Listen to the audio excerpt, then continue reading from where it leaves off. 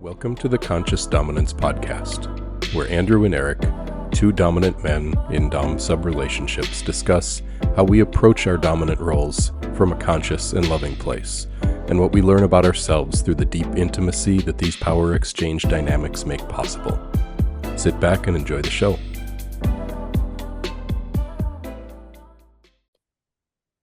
Good morning, Eric. Morning, Andrew. Right before I hit record here, we were just talking about how much I was saying to you, how much I look forward to having these conversations with you every week. And we've been having these weekly conversations now for quite a few months. And we decided to start recording them and putting them out there for other people to listen in on. But it really is, as you were saying, it's special to be able to have these kinds of conversations and to share them with other men. I agree. I mean, I was saying too, so much of it is just a legitimately awesome relationship that we both have, and the structure of how does that function and how does that regenerate itself? Like, how do the challenging situations in the relationship, how is it to deal with a woman this day that's fully fledged, big, bold, badass energy woman, and navigating that, not just navigating it, but driving her. Yeah, absolutely. Because, the thing that we're going to talk a little bit more about today is really on that topic, because a lot of guys think as you step up in your masculine, if you want to be more dominant, you want to be more in charge in your relationship and in your life.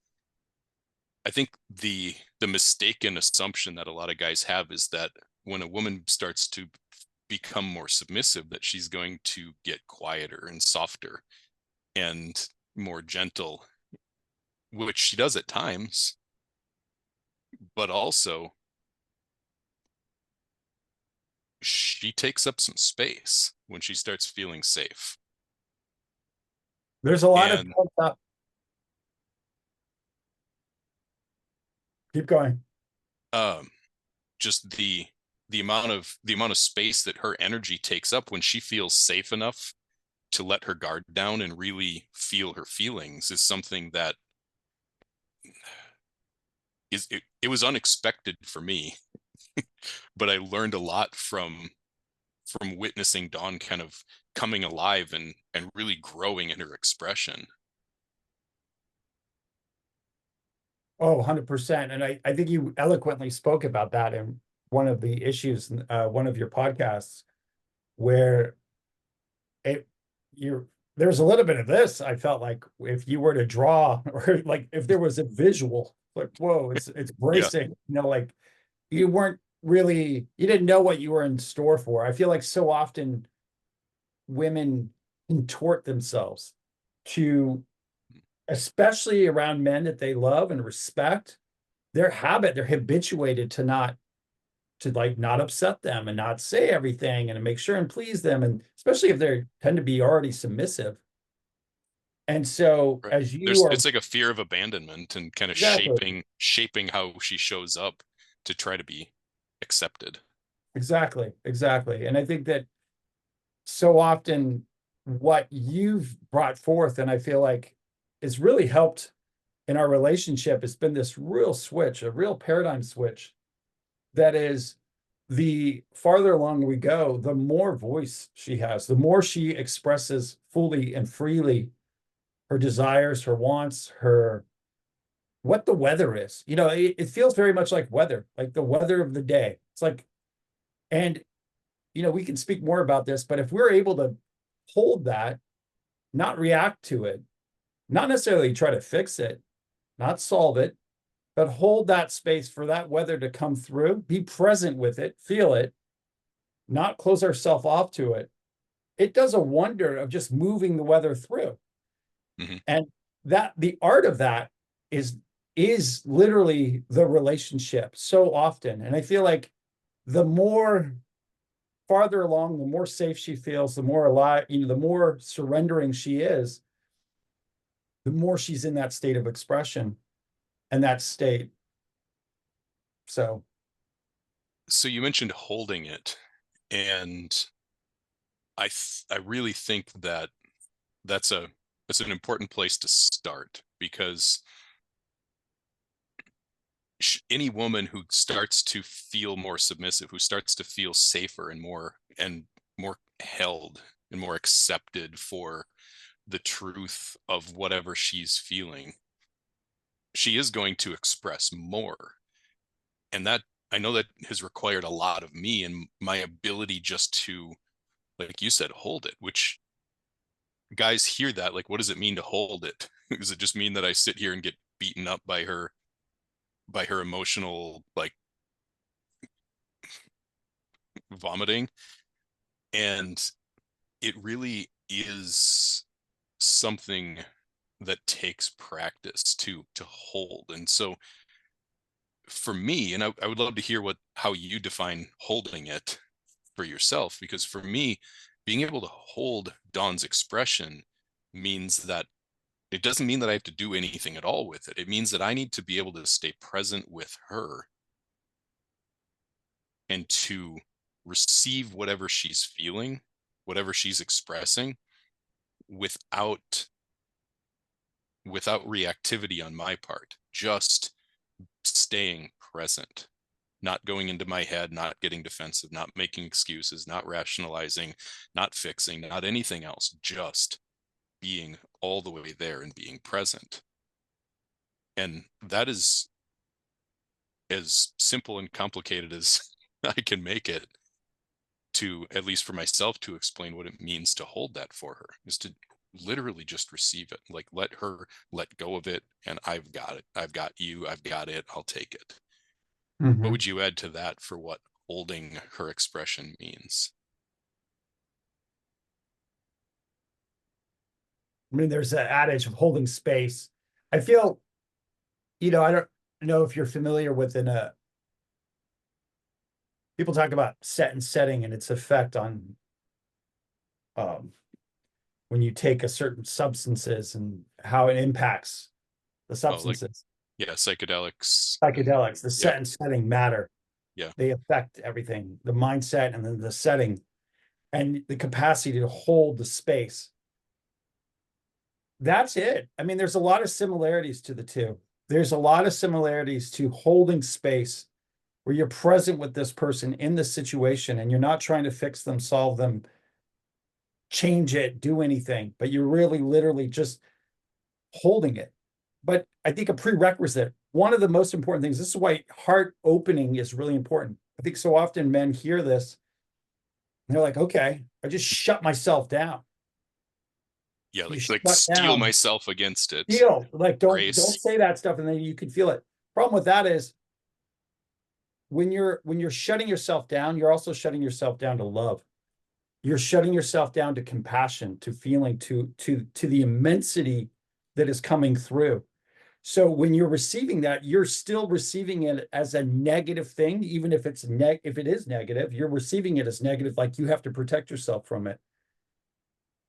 But if you can open up yourself and your heart, you realize that a lot of that is actually her expression is her love. Like, she's in a state, like, ultimately, you start being able to receive it as love. And it sounds pretty far woo-woo, like, how does that work? Where somebody expressing something that's all over the place, that has nothing to do with I love, is truly an expression of love. Like, it's like, here, I feel this stuff, and your capacity to hold it, I will feel your love. Like, and then all of a sudden, in that space, in that holding, it shifts, like something shifts in her, and she softens, and she's more pliant and malleable, and it's an energy that shifts. And I would say, to add to that too, there's another part of this. I have definitely been around situations where what's being expressed is completely out of bounds, completely inappropriate, completely something that not cool. Like, right. You know what I mean? Yep. It's a contempt. It's vile. That holding doesn't mean you don't call someone out. You don't say, hey, not here, not now, not like that. But your capacity to do that without reacting, without adding your shit to it, can you do that from a place of strength? Can you do that in a way that's like, no, no, not like that. And just really be able to just be, even when they're coming like that, that's really truly what it is. And that it has a way of sort of softening. And sometimes I've been in situations where I can't handle it. And I know I will react. I know I will react in a way that I will regret. So I have to remove myself from the situation.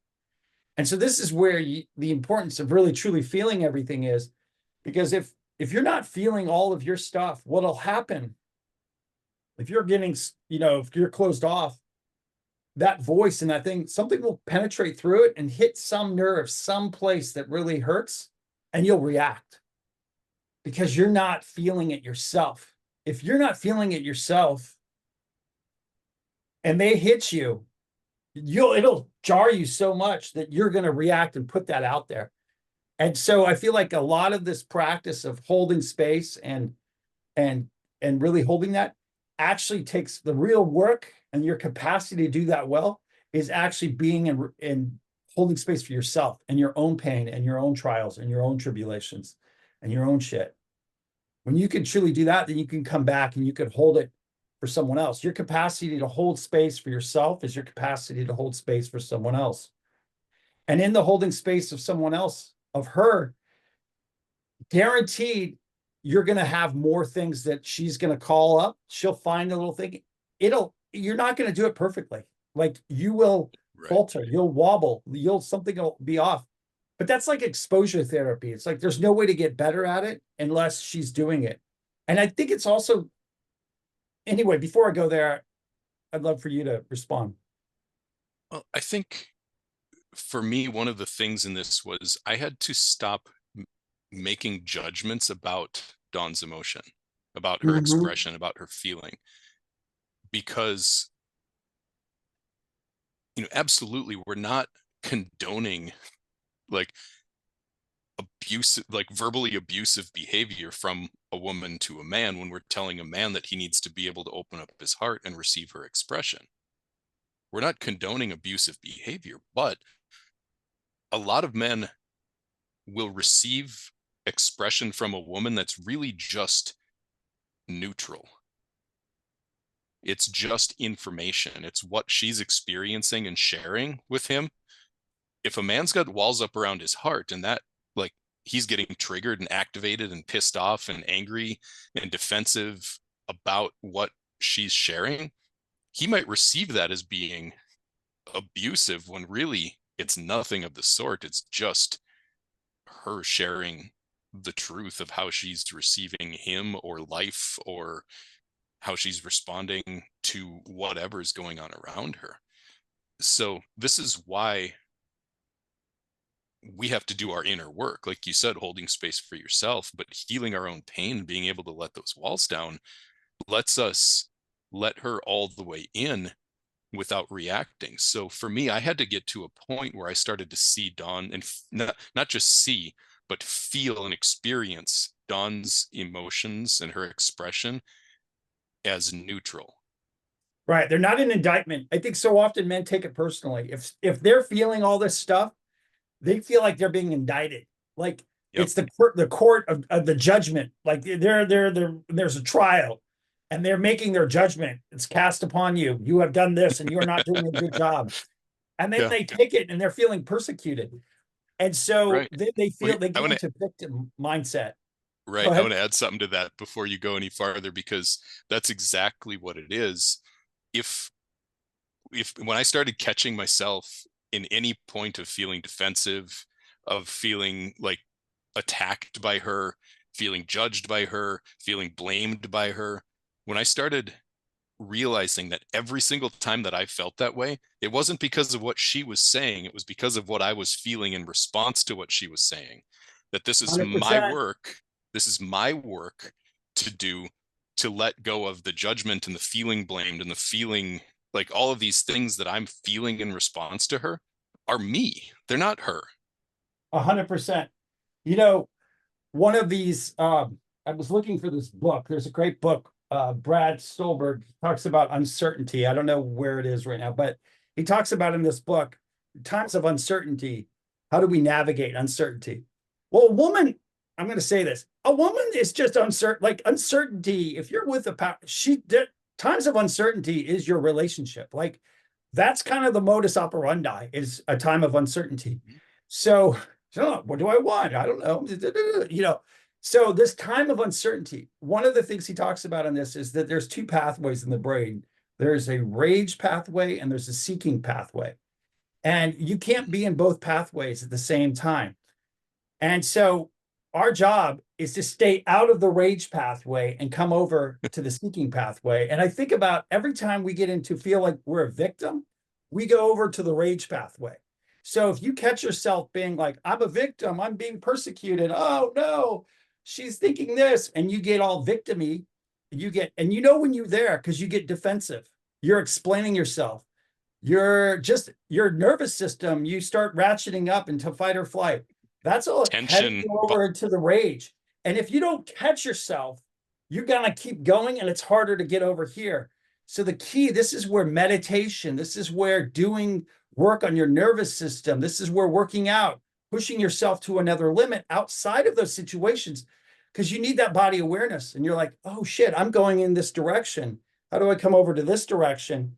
And I'm in a seeking pathway. In a seeking pathway, you're curious. You're literally listening to her be like, huh, that's interesting. I wonder what time of month it is. Huh, I wonder if it's related to the thing she ate last night. Or, huh, I wonder if she's feeling insecure about that. Huh, I wonder what, because it's all context. There's never one thing. It's always this, or this, or this. And one of those things might be you and something you did, but it's no more relevant than something else that happened that other month. So like if you start getting it, making it all about you, you're losing an opportunity to really deepen your understanding and deepen your capacity to love. And you're making it about yourself and some small segment of it. But if you can find out that, hey, I'm curious, maybe I did play a role in that, but that's not an indictment. The fact that she's even telling you means that she's got hope. She believes in you. She loves you. So you're in, you should be concerned when she starts closing off, being really stoic, being really masculine, having her shit together, not wanting to bring any of it to you. That all means she doesn't trust you. That all means that she does not trust you. And for a man, the number one thing is to be trusted. We want to be trusted. You trust me, and when a woman trusts you, she loves you. If she doesn't trust you, she doesn't love you. She may say she loves you, but that's not the same. And I feel like that feeling of trust. So when she's bringing your stuff to you, that means she's trusting you with it. And so you got to be able to hold that. And your capacity to hold it is physiological. Is it a reaction? Another thing that he talks about in that book is reaction or response. Are we reacting or going into this place, or are we responding? And I think that that's a really important place. And that's why it's very somatic. And that's why when you shut yourself off, you're not able to feel those things. You don't feel all of that. And you'll be more inflexible. You got to be anti-fragile. And things that are stiff are here's another great metaphor. These tall buildings that are building in New York City and all around the world, they literally build them to move. They build them so that there's a movement, so that they actually can move. That's like us. If we're not, we've got to be anti-fragile. We got to have a ruggedness to our, flexibility, Yeah.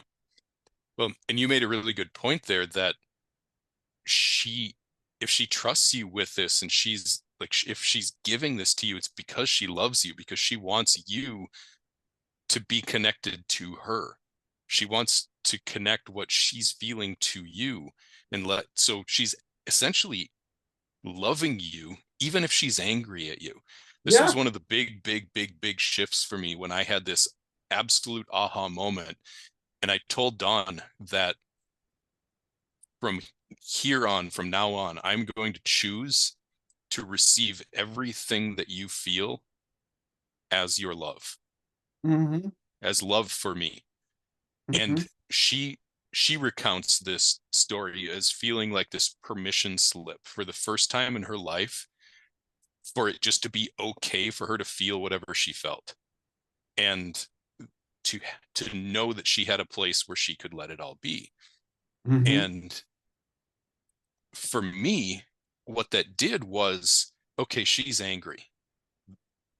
Instead of being judgmental about that anger and being uncomfortable with it, back to what you said, that I was able then to start approaching it with curiosity and to try to connect to what she was feeling, rather than thinking about how I was feeling in response to what she was feeling, but to really connect to her. And what I learned in opening that up and letting more of her emotional energy into me, letting all of it into me, was that all of her expression comes from her emotions. And when we talk about emotions, we're not just talking about anger and rage and frustration and all of these things that as men we're generally terrified of women expressing to us. We're also talking about her love and her adoration, her respect, her sex, her desire. Like, we're talking about the full gamut of emotions. We Yeah, you only can't close one down without closing the other down. Right, but we don't judge the ones we like. We don't judge the Right. ones that feel good, that get past our walls and make it into our heart and that fill us up. Oh, We're it's only so true. judging these ones over here. Mhm. And so what I started to kind of paint was this picture, this analogy for myself. Like, if you've driven through Atlanta, some of these roads are like 8, 9, 10 lanes wide in each direction. It's just like these massive freeways, right? And like, her emotional expression is like a 12-lane freeway that is just, she wants to have it driving straight into my heart, to just share everything she feels with me. And if I start putting up like road construction cones, and taking that 12-lane highway down to 3, Yeah. because like these 3 lanes are the only ones that I'm okay with. You can love me, you can be nice to me, and you can tell me all of the things that are great about me. Those are the emotions that are okay. But if you Right. are sad, if you're angry, if you're this, like those ones, those aren't okay. What I've done is I have taken down 75% of her ability to feel. And now we've got a massive traffic jam, cars backed up for miles in her heart. And now, like, she still feels everything that's back there, but now it's all clamped down, and Well, I think this is that's when why she starts to gets shape sick. herself. Absolutely. This is why she starts to shape shift herself and to change her expression to try to be acceptable, because she's trying to fit through this narrow pathway that you've laid out for her as acceptable. She's trying to squeeze her reality into what you will accept. And what I'm telling guys who are listening to this is, you can clear those cones out of the way and just let it all come in, let it be neutral. And instead of getting so attached to what's okay and what's not okay, you can start to feel all of it as love, because she's willing to share it with you. She's choosing you to feel with. I think that's great.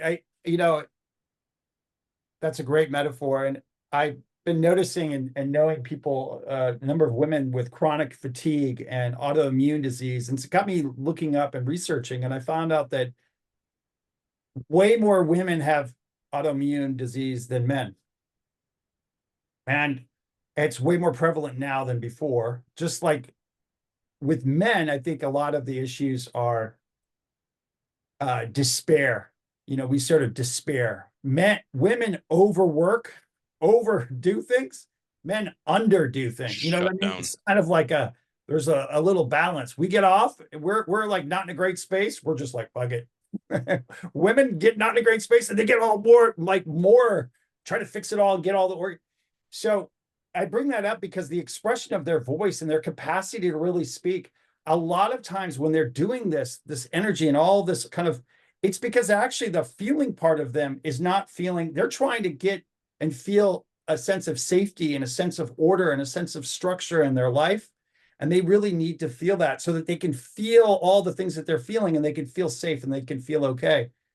Yeah. They're And trying to hold space for themselves to make exactly, something but they're safe. literally not, they don't get it that it's an energetic thing. So they're literally in the world trying to create a space and hold a space to make that space feel better. But ultimately, what they're wanting is the energetic space of space holding that we can offer them so they can feel all that stuff and still feel safe and still feel loved and still feel the unconditional positive regard.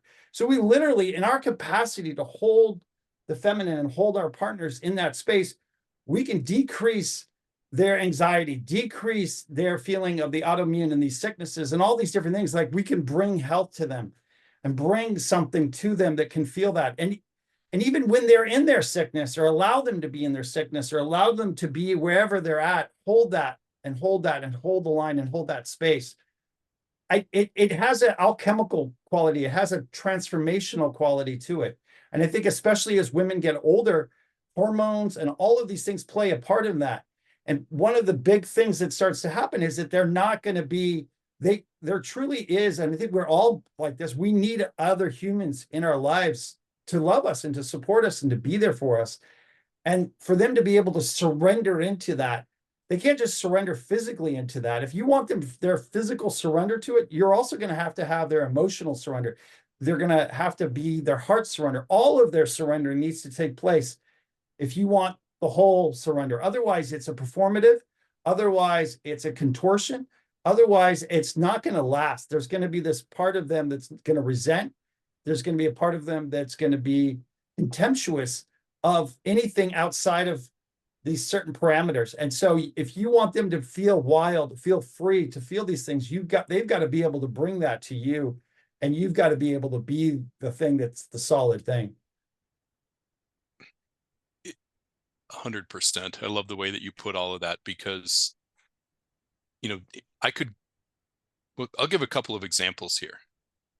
Dawn, as I have grown more solid and stronger, and she has learned to let go and to kind of be held in the space that I've created for her, it hasn't just been an energetic thing. It's energetic first, but the result of that has been things like, she could have easily been diagnosed with IBS, which is so prevalent in women, with all of these gut issues that women especially seem to have. That's gone. She had her whole life, and in my whole relationship with Dawn for years, she had extremely forward rounded shoulders, like almost excessively forward rounded shoulders. And there was one particular moment where she had one particularly emotionally opening experience, and she called me into the bathroom the next morning because she was looking at herself in the mirror, and she's like, "Look at my shoulders." And I looked at her, and her shoulders were down and back in a way that years of stretching and strength work and all of this work she had tried to do to help her shoulders, one day, and they never changed. They went back, and she's had a completely different posture, a completely different way of holding herself ever since, because of this emotional release. You look at pictures of her from when we got married or before we got married to now, her eyes are bigger. She holds her eyes more open. And these are just a few of the things that have changed. I could go on and on and on with all of these physical manifestations of the change in emotional reality. And I want to make sure that I say this for any women listening to this thinking, oh, this is how I fix myself. Okay, I need to do this. And then that, like, this isn't to do this to get that thing. This is a be this to receive that thing. Yeah, that's a big part of it. That's a hard one, though. That's very Zen. Like, you're asking someone, but it's true. I mean, I see Rachel's body's changed. She's got, like, it's more feminine, like there's more curves. She's every place where there's the feminine, like her breasts are bigger, her hips are bigger, but everything is just more feminine. She just exudes. She's always exuded femininity, but she's even exuding that to another degree. It's a physiological change, like, and we change too. I feel like I've gotten bigger in all areas of my life. I'll just say it like that. But like, it's there is a biggerness to you. Like when you do this work, it changes your body. It's not hyperbole. Like it really does happen. I've seen it happen. I see it in front of me, and I see it. We see it all the time the other direction. I mean, our country's just filled with examples of how the body changes going the other direction. Well, it goes the other direction too. You know, when you step into your dominion, when you step into your clarity of your sense of your role in this, and you don't play the victim, and you hold her and love her in her full expression, there's physiological change. Another analogy that I use when it comes to being able to be connected to her emotional experience and receive it is one of the river. Mm-hmm. And there are different ways to think about this, but the one that I want to share with you today is this analogy of her being like the water that's flowing down the river. And we as the masculine, as the dominant, we are the river banks. We are the ones setting the edge of where that water flows. How wide is it? How deep is it? And where is it going to go from here going forward? So we're kind of steering, we're directing, we're holding that energy so she can just be it.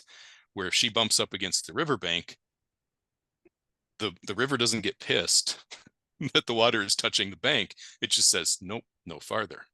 Right. That's the edge.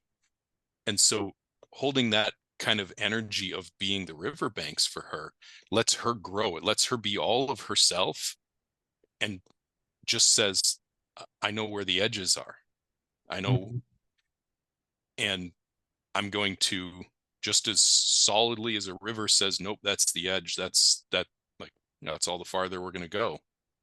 Right here. It stops now. Exactly. There's no reactivity to that. But also, if her expression gets big, like if there's something big that happens and she has a big expression, now there's a lot of water coming down that river, she might wear those riverbanks away. That river might get wider because, oh, I just realized that I had my bank set too far in here, and her expression pouring down that river made me realize that I was clamping down too much. And all of a sudden now this river, she's worn those banks away and it's gotten wider. But guess what? I'm still the one holding the edges of it and deciding where it goes. And that river still comes out at the same place, even if she wears away pieces of me. If she wears away pieces of me, it's because they needed to be worn away, because they didn't fit how much love she had. That's good. And you know, I just brought up the word swamp. Like if we're not careful, it can turn into a swamp.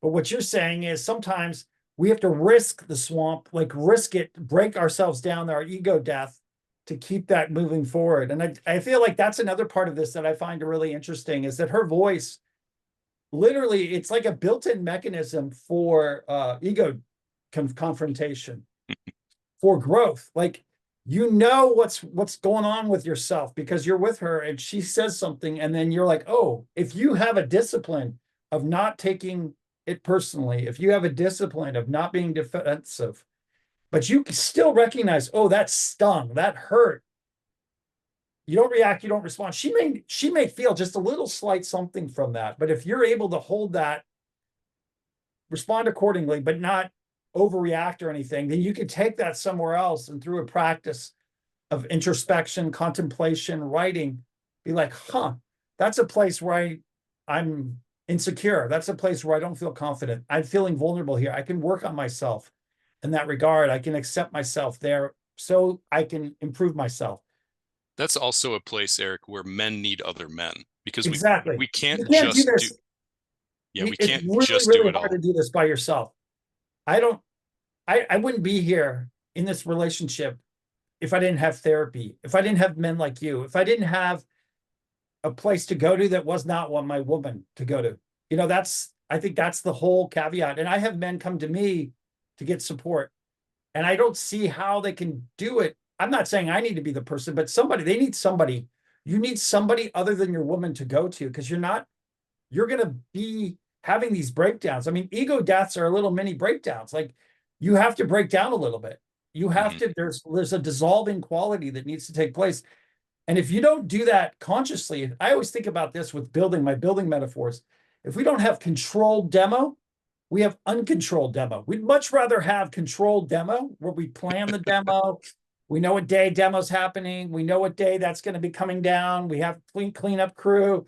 We're not going to try to live in the house during demo. Like, we've got this all situated. But if you don't do control demo, what happens? Men have uncontrolled demo, and it's shit's just getting real. And It's they just collapse. Uncontrolled demo collapse. is, yeah, Demo, they unplanned collapse. collapse. The thing's wobbly, the thing's stinky, like the whole thing. Their job, lose their job, they get cheated on, addiction, whatever the thing is, and that's their life collapsing. That's uncontrolled demo. But if you see something wobbly, we can't just ignore it. Like, sometimes you need to do the controlled demo. And what that means is we're going to have to go into a state where we're going to have to slow down a little bit. We're going to have to take ourselves out just a little bit to do the controlled demo, mental health, mental work, whatever that need is, and then have a practice of that to resolve that. And I feel like that's paramount to be able to really go back and hold your woman and lead your woman and take her to places that are farther, because the places that we're going into, the elevation that we're here, women are going to take you places that you've never been before. You don't know what they are. So if your mindset is always, I have to control things, I have to be the one that knows, you're never going to get to places, especially sexually, that blow you away. Because if you think you're the one that has to know and control the whole situation to be Dom, you're in for it. How do you create a situation where you're controlling it by not controlling it? You're controlling it by letting it be in a certain way, like letting the nature, the flow of it, the feeling of it, the energy of it, but you're staying solid. You're staying solid in it. It's being like a conductor of a orchestra. Like, you're controlling it, but you're not controlling it, right? It's like being a producer or somebody who's a coach of Kobe Bryant. Like, you're controlling, but you're not really. You're letting them do their thing. Like, this truly is, when you get to mastery, is you're not the one who's like specifically driving her and telling her there's a certain freedom, a certain wildness, a certain something that just flickers and becomes something. And if she gets into that state and you get triggered and you can't handle it because you don't feel like you're enough of a man, because you're in for it. Because you need to be the one in charge. Because you need to be the one in charge to control the next step and the next step and the next step. It might get something into certain sort of unbridled wildness. If you can't hold your sense of your masculinity there and you waver, like, then she's not going to trust you. So you practice for those experiences by practicing in the everyday what's for dinner experiences, where you make dinner, you tell her, and then she's like, I didn't want this, or the food wasn't this, or blah, blah, blah. Yeah. Or I don't like the way you cooked it, or you put too Yeah. much salt on it. And like, if you get like, fuck you, I worked really hard on this. I right? made my food. Like, how dare you tell me that I'm blah, blah, blah. If you get all defensive in those moments, you're not going to be able to handle the other ones. So, right. And that's why, again, this river analogy works really well here, because you can't be looking at the place that every next drop of water in that river needs to go if you want to be really leading the bigger picture. You got to zoom out a little bit and decide, where does this river empty into the ocean? Like, what is the ultimate end game here? What is it that I'm trying to build with this woman by loving her, by holding her, by receiving her, by giving to her, by guiding her? What is it that I want to create in my life, in her life, and with our connection and our love together? What is it that I'm building here by setting her free? And then, like Kobe, you're not going to try to retrain Kobe how to shoot a basketball. You're going to say, you know what, Kobe, I want you to be the best that's ever existed. And so that's where the water dumps into the ocean. That's the end of the river. So now my job is to help guide you so that you can just play, and I can help continue to lead you towards a place where you can be the best there's ever been. And then you are in control of the big picture, and you don't have to worry so much about like what she said about too much salt on dinner or whatever it is, because like, okay, I learned something from that. Again, approach it with curiosity, with understanding, neutrality, and just letting her be how she is. And the other big part of this too is not being needy. You know, we work, I said not being a victim, but the other checkpoint, I kind of think of these checkpoints. It's really helpful for me to know, okay, I'm feeling this thing, that I don't want to feel that. And I don't want to feel that. And so I think victim and neediness are both the places that we want to stay away from. And so when you're feeling needy, and needy's subtle, needy can be subtle. So like if you're needing her, if you're feeling off and somehow you need her to feel better to make you feel better, or if you need her to feel better so you feel better, that's neediness. Like if you're coming into a situation where she's got this voice and it's all off and she's not doing great, it's confused, you can get into the state where you think, oh, I'll be really helpful, I'm going to solve this. But behind all that is you just being needy. You're unsettled with her unsettledness. Like you can't handle the fact that she's upset. If she can feel that it's okay for her to be upset, it's okay for her to feel disgusted by something, to whatever she's feeling, and that you don't need her to feel different to make you feel better, that's the level. And so I think that's another part of this that I really want to call out, is the frequency of being needy. Yeah. That's pernicious. And it's been really something, and neediness also gets into like, are we needing the acclaim and the approve of others? Like when I go out into public, do I need people to react to me in a certain way? Or when I'm putting out content or when I'm doing anything, you know, truly being an artist, to be an authenticity is a really important part. And this goes back to this, you know, a lot of this work that people are doing when they're about children, and all these things are coined into, you know, Gabor Mate speaks really eloquently about this, with the balance between being authentic and getting love, and getting love from our parents, and how we sacrifice our authenticity to get love from our parents and approval. And as you get older, if we get into this place where we're sacrificing our authenticity to get love from her, that's neediness. So literally, like, we have to be authentic to ourselves and our truth, even if it upsets her. Like, this is the next level mastery, is like, if you're really in charge, you're not trying to please her all the time. You literally know that you're going to upset her. Like, you will upset her. She's not going to like it. Otherwise, you're just doing what she wants you to do. So your true leadership is you being able to be authentic to what the need is in the moment, and being able to ride through whatever wave she's feeling, and being like, I'm here for the long term, not the short term. There might be something in the short term, but I know this is best for you right now. I know this is best for me, and driving that forward.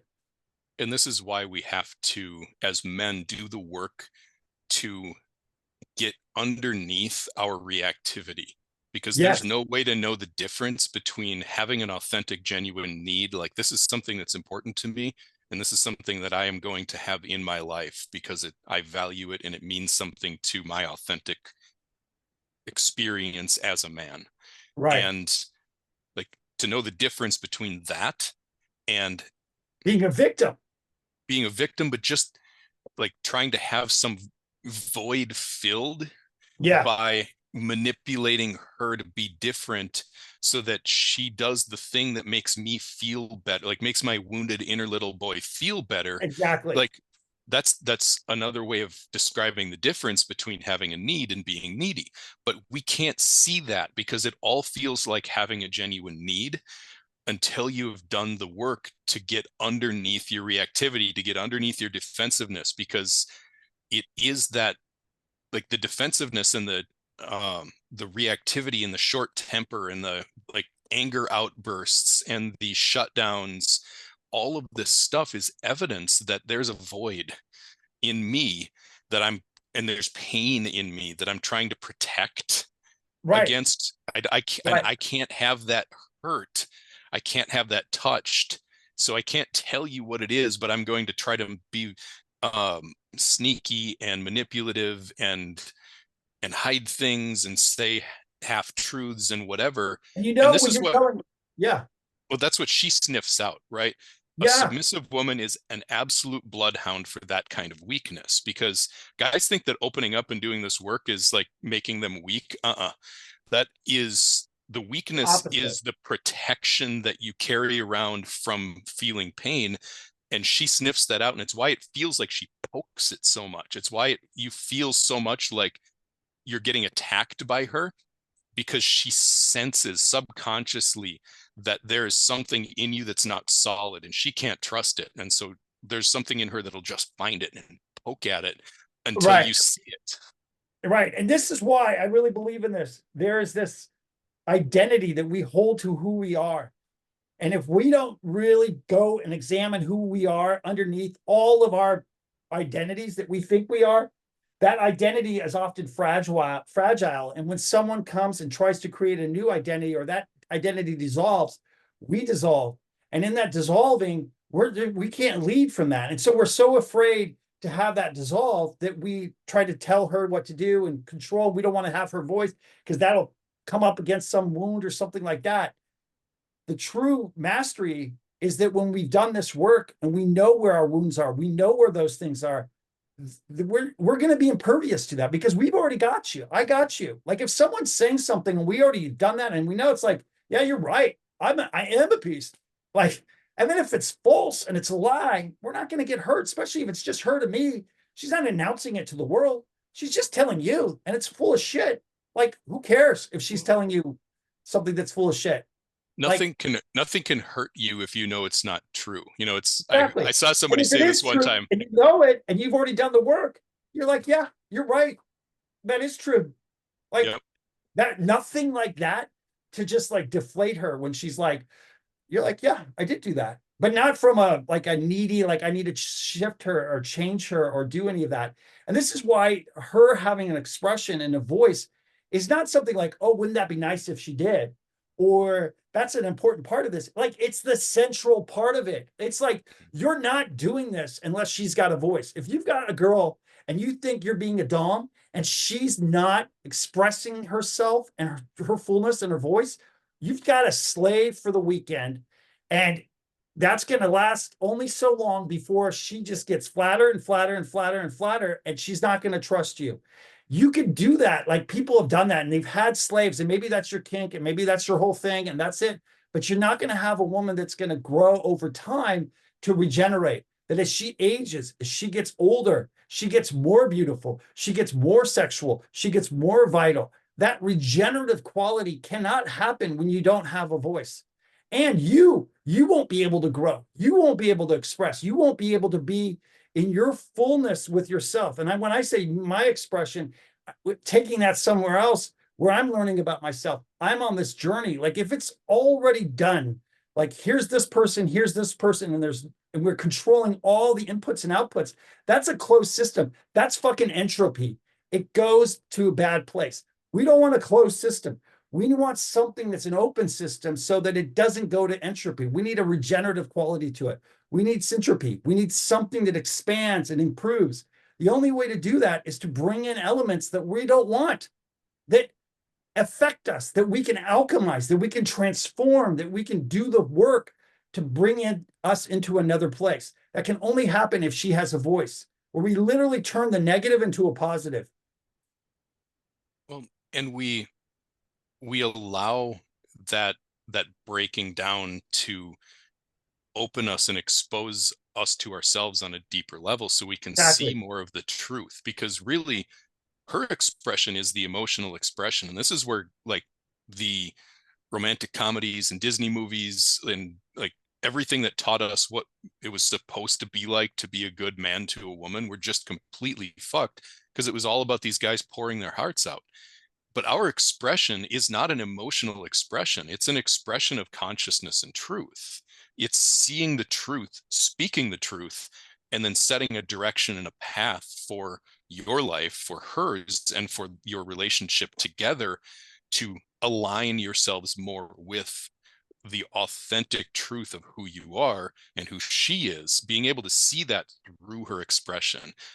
being able to feel her and see into her. Like, what is it that actually makes her come alive? Not what she thinks is right for her, not what she has not maybe what's always been the thing that she's done or the way that she's been, but really, what is it that makes her glow and sparkle and just come alive with that energy of Eros, that erotic aliveness that a guy can feel? Like, you can walk past a woman in the grocery store and see on her face if she's just there. Yeah. Right? You Oh, know it, 100%. you feel it, and it's rare, which is why it stands out even more. And the only way that she got that way was by learning to express herself, but by being able to feel what brings pieces of that alive in her energy and see that as truth. Like, this is where our expression is. It's by being those riverbanks and saying, this is what's right.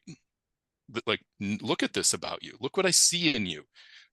You can maybe think that I'm wrong, but you can feel that I'm right, because I see the way that it makes you come alive.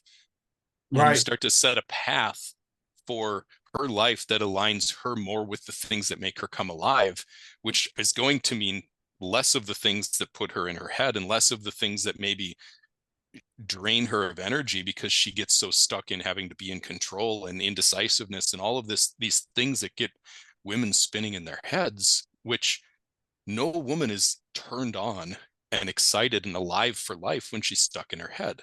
She has to be present in her body. The only way for her to get present in her body is to be landed there, to be living in alignment with her truth. And we are the expression of truth as the masculine. That's our job. Like, that's what our expression is. It's not pouring our feelings out. It's about setting a path and a direction and taking action. That's how we express ourselves, by taking action. And again, this isn't by fixing her. This is by seeing her and feeling her and guiding her. It's not about fixing her. There's nothing wrong with her. She's fine. She's not broken. She just needs to be heard and felt and received, and then loved enough to be guided. And you have to be able to be strong enough and connected enough to your own sense of truth. Again, the reason you have to do your own inner work, so that you can see this deeply in her, not react to what she's saying, so you can receive it and feel it and connect to a path for her life and yours together that makes everything better. Well said. You know, one of the things when you just said that she doesn't need to improve or get better or do any of this, but you do. Like, this is the thing. It's not fair. Like, it's not fair. It's not supposed to be fair. Not supposed to be fair. The man in this relationship has to improve. Like, I have to get better. She does not. And that's like kind of a soundbite, but the feminine in a dom sub relationship doesn't have, her improvement is literally to stop improving, to stop being in the driver's seat of her self-improvement. You do need to improve. You do need to get into this place. The way this happens, though, it's built into the structure. Her expressing herself, her being in that, and you being able to hold that, and yet still maintaining authority and control. Literally what happens is you do improve, and she does improve too. But she improves in a way that she's not the one driving that improvement. She may be expressing the improvement. It will be a byproduct of it. She'll look backwards and be like, wow, I'm in a different place. I'm in a new place. And then, she's a reflection of you. She, like, exactly, everything that she is. I spent a year in this relationship with Rachel being like, this is not fair. This is not fair. I have way too many things that I need to improve. Not that she told me this, but she, in wanting and desiring in a relationship such as this, and me coming to realize what was in store for me, what did I need to do, how did I need to improve, me being so aware and taking inventory and stock of all of the different things that have like kept me from rising to my occasion, kept me from being the man and my potential. It was a lot. It's like being out of shape, but in every part of your life, financially out of shape, physically out of shape, emotionally out of shape, spiritually out of shape. And I'm telling you, the hardest thing for a man, I think, as we get older, why we can't sit with the gap between our potential and our reality. And that gap freaks us out. And we literally distract ourselves. Porn, addiction, all this stuff. So we don't feel the gap between the potential that we have and the reality of our life. But if you could sit with and hold and pay attention and just sit with yourself for a fucking minute and see that and hold yourself and not fall apart and just be there with it and just be like, dude, you're okay. We got you. We can keep going. That's the beginning. Like, that's the beginning. You can't begin if you can't even show up to the gym. Like, you can't begin if you don't show up and put some tennis shoes on. And I mean that metaphorically and literally. Like, you have to be able to do that. If you're going to do this kind of relationship, I'm just telling you, like, it's not cut out for most men because they don't want to actually face the reality of their life. They don't want to look in the mirror and see all the shit and bullshit that they are. All the ways they're full of shit. Because guess what? If they can't do it to themselves, she's going to do it to them. He's going to falter, and then he's going to blame her and think it's all her fault and get pissed, and then he's going to react, and the shit's going south, and then it's a slippery slope to abuse. Because if you have this level of control, this level of authority as a man with a surrendering, submissive woman, and you don't do your work, and she has a voice, in a second, you can turn that into abuse. You can be abusive. You can do things that are dark, and not dark in a good way, not dark in a kind of like shadow, let's do our work, kind of like that kind of good kind of dark, but in an unconscious kind of way. You bring an unconscious attitude, and that's where consciousness is so important to this, because when you bring unconsciousness to it, it can turn slippery into abuse. And that's why I'm so passionate about the boundaries and the parameters, and all of this it's in us. We have to be here doing this. And this is what you literally are called conscious dom. Like, consciousness, whole consciousness starts with looking in the fucking mirror and seeing what that in taking stock and inventory and being able to sit. And you might have to be like, lady, I can't do this right now. I literally was like that. I said, I can't be in a relationship like this. I need 2 years out. I got to switch my life around because I actually am not, I want this, but I got some work to do first. Well, so there's a book by a Jesuit monk named Anthony DeMello called Awareness. Yeah. And in one of the first chapters of that book, it's actually it's somebody wrote out some of his speeches at like a conference or a retreat. I think it was a retreat. And so this book isn't actually something he wrote. It's a written account of what he said out loud. But he said that this awareness, you don't actually want it. No. Like, you might think you want it. You might think that this consciousness thing sounds like the path that you want to take in your life, but you actually don't want this, because it's going to call you on the carpet for every single thing about yourself that you don't want to see. Yep. And it's going to make obvious to you that you actually don't know a damn thing. And this is where guys get so tangled up, because they're so afraid of being out of control that they don't realize that they're being controlled by their own fear, that they're being controlled by their own pain. And they are just trying to grab onto something. And if you make that thing that you grab onto her, now you're just crushing another spirit with your own pain. But this is why deep intimacy is such a beautiful path to consciousness, if you can really commit to it. And there is nothing like a dominant submissive dynamic to bring you into deep intimacy if you're really willing to see all of the things we talk about here. If you really want this, you might think you do. You might think you want the result of it, which is a woman who will follow you anywhere, who will say things to you like Dawn said to me on one of our last podcasts, that I would be a fool not to follow you anywhere you lead me.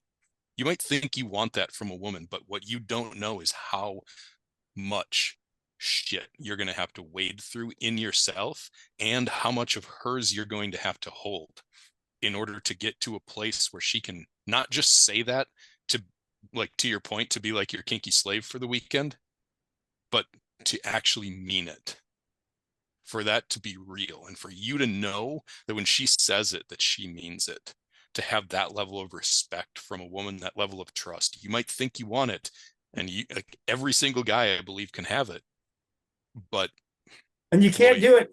I want to say you this too. You can't do it for her.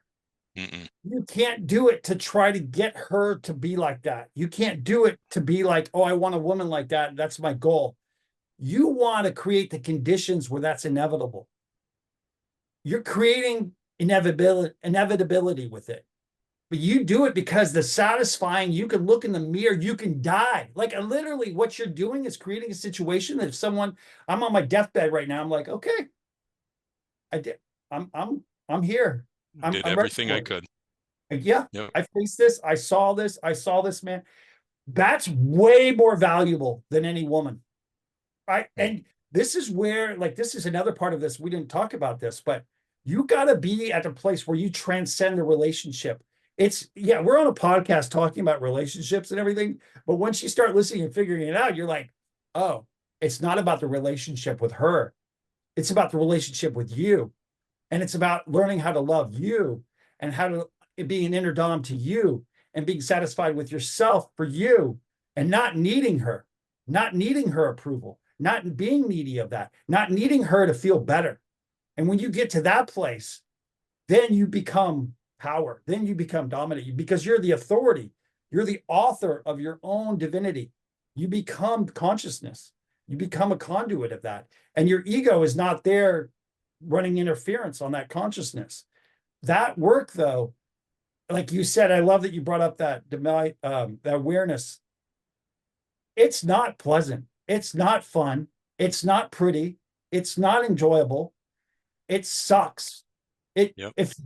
if it doesn't suck, you're not doing it. Like if it isn't you sitting with parts of yourself that you, if you don't feel suicidal at moments, if you don't feel like you're going to literally pull your hair out, you'd rather somebody just like chop your arm off than feel what you're feeling, you're not going far enough. Like that you have to feel the pain of your absolute pathetic, measly little piece of shit ass nothingness that you are, that you don't mean shit. And you sit with that kernel of that feeling and yet not completely kill yourself or avoid that feeling. Coming out the other side, there's something. It's a meditation. It's literally why people, when monks go to spaces and go sit in the dark for a long time, or people have these retreats or go in cold plunges or do all this stuff. Like the point of it all is to take away everything, to literally feel the pain that is the underlying ambiotic music that is our life. You need to feel the pain that every human is in, that you are in, that we're all in, and not be afraid of feeling that pain, and to sit with that and not fall apart and not try to get out of it. That's it. Because when you can do that, then whatever she brings to you, you're like, that ain't nothing.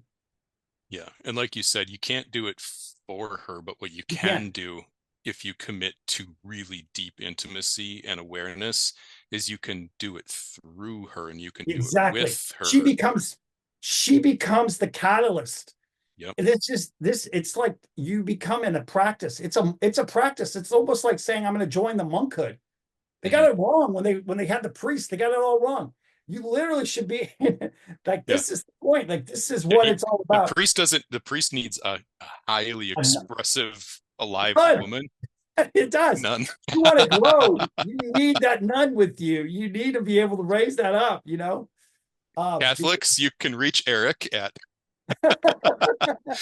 No, this is a great place to kind of wind this up, because that is the whole point of drawing out all of this expression and drawing out this emotional bigness in her. Is it's what will bring you it'll bring you face to face with all of this that you need to see, if you can allow it and you can let her feel it and express it and let it in. So, like, again, guys, you want a woman who's going to submit to you, who's going to follow you, who's going to go where you want her to go and do what you tell her to do, and you want it to be real. Like, this is what you're asking for, everything we're talking about here. And it's going to hurt. And all the things Eric said about the pain and everything, like, that's real. And it's not going to be fun, but it is worth it, right? Well, and there's a lot of fun to be had with her. I don't want to, when I say it's not fun, I'm talking about when you're by yourself, you're doing that work. Mhm. And there are times with her that are not fun, but majority of the time, it's fun beyond fun you can even imagine. Like what's in store for you is heaven on earth. Like it truly is. It's whatever you can imagine can happen. Well, thanks again for joining us here today, joining me. I love, every week it seems like we uncover something new together. So I appreciate you being here for this with me. Oh, I appreciate you, Andrew. Thank you very much. Thank you.